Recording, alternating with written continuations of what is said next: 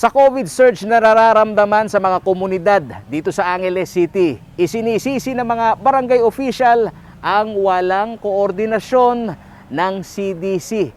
Lalo na umano itong mga kumpanya na dapat sanay nag-abiso sa kanilang mga manggagawa na nakitaan na ng sintomas. Kahapon, 1 ng buwan ng Setyembre, ipinasa na ng Barangay Balibago ang Resolution Number 243 Series of 2021 kay Police Retired Brigadier General Manuel Garland, ang President and CEO ng Clark Development Corporation o CDC, at kay Angeles City Mayor Carmelo Pogi Lasatin.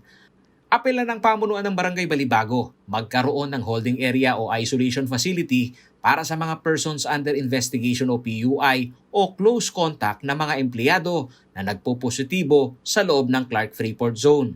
Ayon kay Barangay Balibago Captain Tony Mamak, higit kalahati o 66 ng 120 na katao na tinamaan ng COVID-19 sa kanilang lugar nitong Agosto ay pawang nahawaan ng kanilang mga kaanak na nagtatrabaho sa loob ng Clark.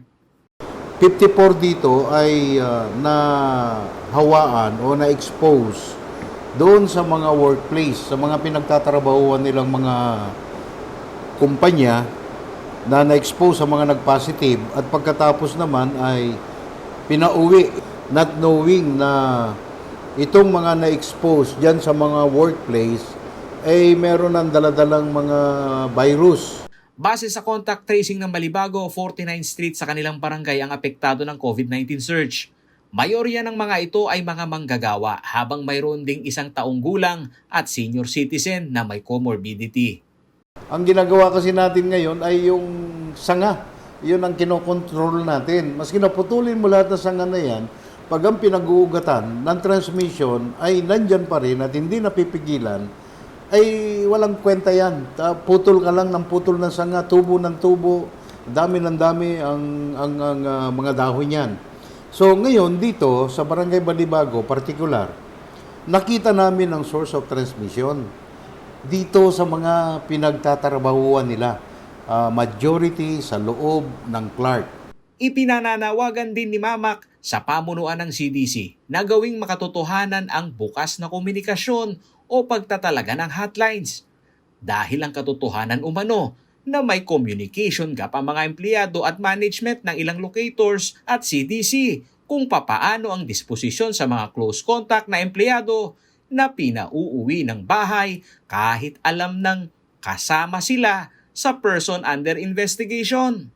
Actually, wala naman talagang communication pa, ano?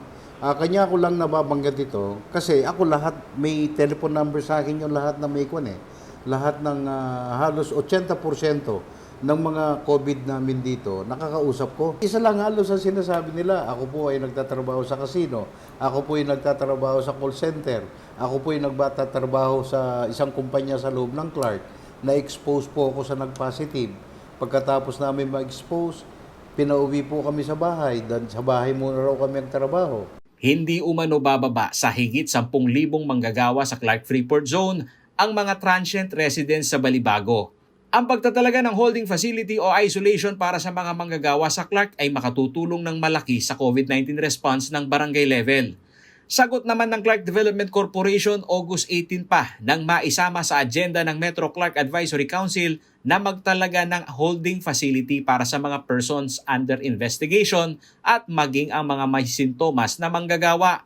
Kasi namin at na-approve na ng mga mayors ng members ng Metro Clark Advisory Council 2 weeks ago. So nagkaroon kami ng emergency MCAC meeting last August 18.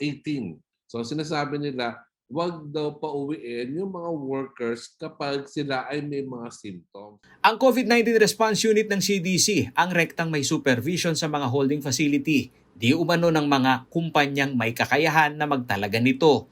Tinanong namin kung gaano kalaki ang bilang nito pero wala pa umano siyang available na data.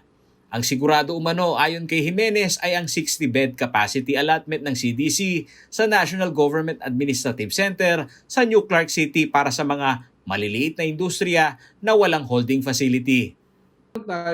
Binukas na ulit yung NGAC, yung doon sa NCC sa New Clark City, yung NGAC natin, yung National Government Administrative Center.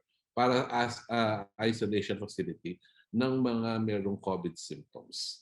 So doon yung mga mild cases natin na hindi naman na kailangan madala sa hospital, doon muna natin sila. Binuksan ulit yun last September 1. Nilinaw din ni Jimenez na wala namang communication gap ang CDC sa mga local government unit.